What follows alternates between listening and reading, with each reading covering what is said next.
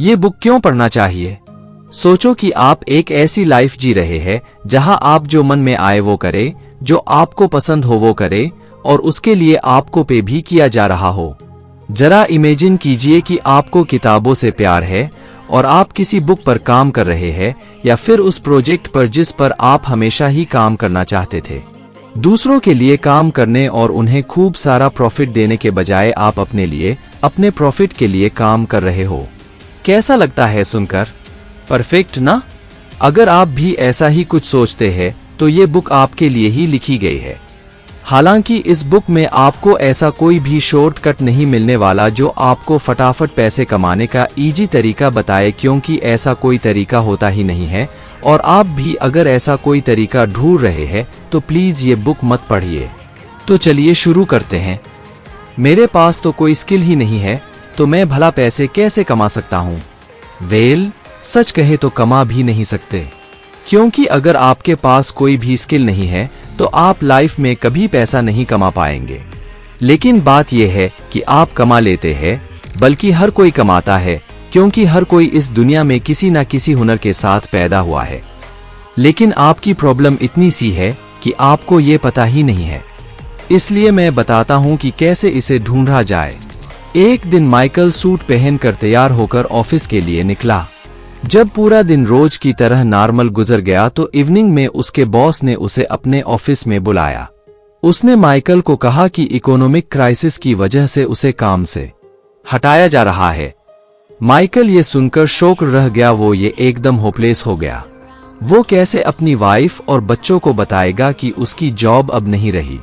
कुछ टाइम बाद माइकल उस शॉक से बाहर निकला और उसने एक नई जॉब ढूंढनी स्टार्ट कर दी।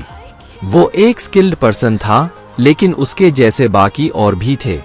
उसे कोई भी ढंग की जॉब नहीं मिल रही थी। तो एक दिन उसके एक फ्रेंड ने, जिसका फर्नीचर का स्टोर था, उसे कहा कि उसके पास कुछ बेकार मैट्रेसेस पड़े हैं जिनका कोई यूज नहीं है। तो उसने माइकल को ऑफर दिया कि वो ये मैट्रेसेस उससे खरीद ले और उन्हें बेच दे। हो सकता है कि उसे कुछ पैसे की कमाई हो जाए। माइकल ने डिसाइड किया कि चलो ठीक है, वो ये रिस्क लेगा, लेकिन सबसे पहले उसे एक जगह की जरूरत थी जहां वो ये मैट्रेसेस रख सके। तो उसने रेंट पर एक जगह ली और अपना बिजनेस स्टार्ट कर दिया।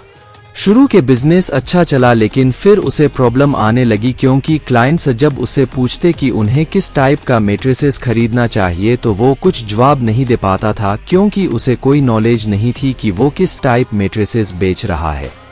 तो अब उसने डिसाइड किया कि पहले वो इस बारे में सब कुछ सीखेगा। उसने एक बिजनेस प्लान भी बनाया कि वो एक ऐसा स्टोर खोलेगा जहां बाईसाइकिल से मैट्रेसेस की डिलीवरी की जाएगी, और जो कस्टमर अपनी बाईसाइकिल साथ लाएंगे उन्हें फ्री डिलीवरी दी जाएगी। ये मार्केटिंग का अच्छा तरीका था। उसे यूट्यूब वीडियो से कई सारे कस्टमर मिले जो बाईसाइकिल से मैट्रेसेस ले जाते हुए अपनी वीडियोज बनाते थे, और इस तरह उसका बिजनेस चल पड़ा, जो उसके लिए सबसे ज्यादा खुशी की बात थी। इसे माइक्रो बिजनेस बोलते हैं, जिसमें ऑलमोस्ट कोई भी स्टार्टअप कॉस्ट नहीं लगती और मोस्ट ऑफ टाइम इसमें सक्सेस गारंटी से मिलती है। 3 इंपॉर्टेंट लेसन्स।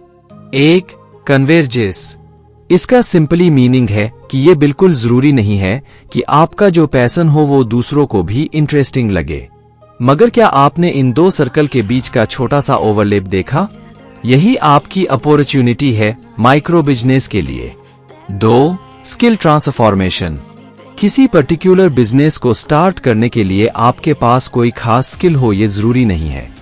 अगर आपके पास कोई रिलेटेड स्किल है तो भी आपका काम चल जाएगा।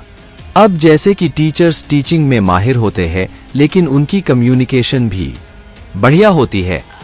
वे किसी भी सर्कमस्टेंसेस में एडाप्ट हो सकते हैं, और साथ ही वे डिफरेंट इंटरेस्ट वाले ज्यादा से ज्यादा लोगों को कोऑर्डिनेट और ऑर्गेनाइज भी कर सकते हैं। तो आप ये रियलाइज करें कि आप में एक से ज्यादा स्किल्स है। केयरफुली सोच कर देखें कि ऐसी कौन सी स्किल्स है आपके पास जिसे आप दूसरी स्किल्स में ट्रांसफॉर्म कर सके, ताकि उस स्पेसिफिक स्किल से आप अपना माइक्रो बिजनेस स्टार्ट कर पाए। 3. The magic formula. हम 2 प्रीवियस लेसन्स को यूज करके एक इक्वेशन बना सकते हैं। एक ऐसा फार्मूला जो आपको सक्सेस दिलाएगा, पैशन या स्किल प्लस यूजफुलनेस सक्सेस।